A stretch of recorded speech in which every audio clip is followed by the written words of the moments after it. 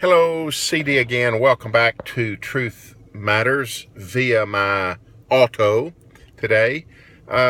Just one further thought on Post-911 reflections, especially on the subject of American exceptionalism. Many people find that notion redolent with conceit, even contradictory of our own founding documents, that all people are created equal. But some are more equal than others, as George Orwell suggested or hinted at in Animal Farm. But, well, exceptional, that sounds like Olympian, a step up, you're a grade, you're in a class of yourself. One no less than Vladimir Putin suggested recently that a person should be very wary of using that term to describe people or a group of people. Certainly that idea of exceptionalism, American exceptionalism, it does sound redolent with conceit and with arrogance. I would say, however, that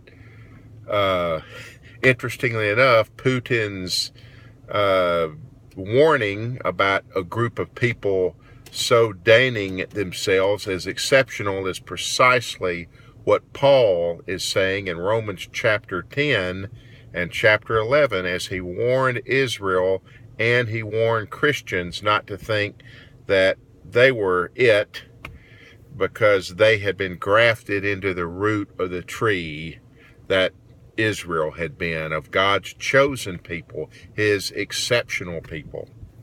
Paul says, don't be proud, but stand in awe. What makes us exceptional, and what makes you, my friend, or anyone, is the fact that it is sheer grace alone that causes us to stand. Paul says this in all of his letters.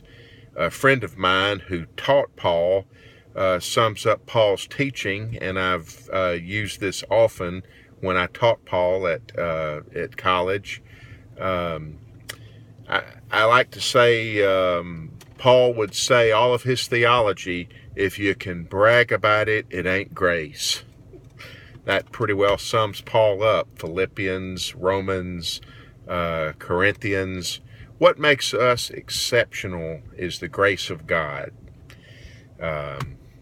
Free and undeserved, and it's an exceptional thing to recognize that.